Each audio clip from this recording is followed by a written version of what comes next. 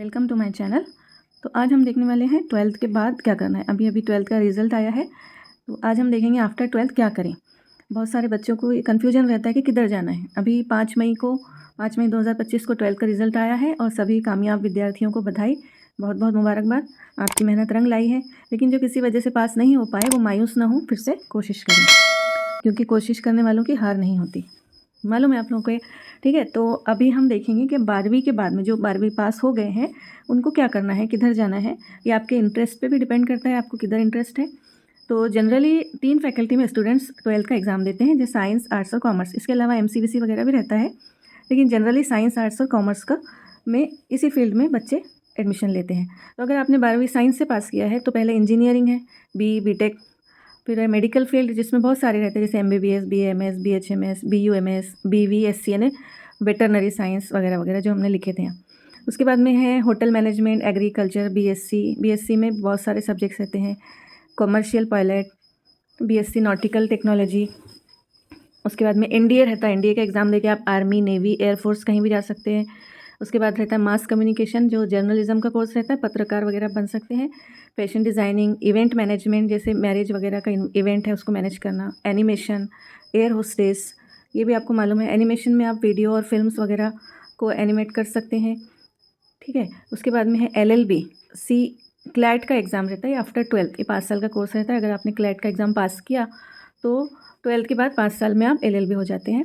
उसके बाद D.Ed रहता है, तो D.Ed के बाद में आप TEAT और मतलब TET और TAIT टेट, ये दोनों एग्ज़ाम पास करके आप गवर्नमेंट जॉब हासिल कर सकते हैं। उसके बाद में 12वीं साइंस के ग्रेजुएशन के बाद आप कॉम्पिटिटिव एग्ज़ाम दे सकते हैं, जैसे SSC, CGL, MPSC, UPSC, banking etcetera. ये किसी भी ग्रेजुएशन के बाद में आप दे सकते हैं। अब अगर आपने कॉमर्स से 12वीं पास किया तो BCom, MCom, उसके बाद नेट सेट देकर आप लेक्चरर, प्रोफेसर बन सकते हैं सीनियर कॉलेज पे। BE कर सकते हैं, बैचलर ऑफ इकोनॉमिक्स। LLB कर सकते हैं 3 साल का। D.Ed कर सकते हैं, TET और TAIT देकर गवर्नमेंट जॉब ले सकते हैं। उसके बाद में 12th आर्ट्स में अगर आपने किया तो D.Ed कर सकते हैं, BA कर सकते हैं, जिसमें बहुत सारे ऑप्शंस रहते हैं। LLB कर सकते हैं, होटल मैनेजमेंट का कर सकते हैं कोर्स। BFA यानी bachelor of fine arts, mass communication, ये भी आप कर सकते हैं BA के बाद में। BBA कर सकते हैं, उसके बाद MBA कर सकते हैं, या आप साइंस वाले भी कर सकते हैं, कॉमर्स वाले भी और आर्ट्स वाले भी। उसी तरह से सभी ग्रेजुएशन कोर्सेज़ के बाद आप SSC, CGL, MPSC, UPSC, banking वगैरह के कॉम्पिटिटिव एग्ज़ाम दे सकते हैं और गवर्नमेंट जॉब आपको मिल सकती है।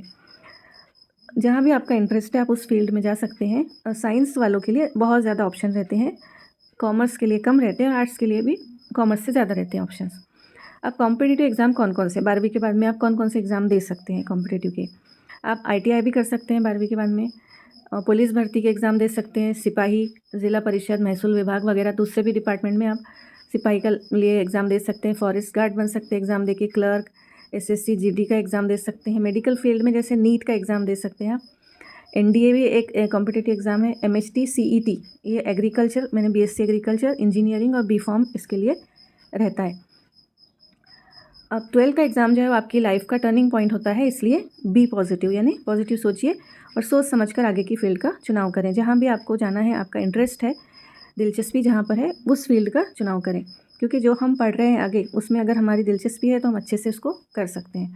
अगर आपके अंदर कॉन्फिडेंस है तो कुछ भी मुश्किल नहीं है, बस मेहनत की शर्त है। यानी आप मेहनत करेंगे, आपके अंदर कॉन्फिडेंस है तो आप किसी भी एग्ज़ाम को पास कर सकते हैं। बस मेहनत करना ज़रूरी है।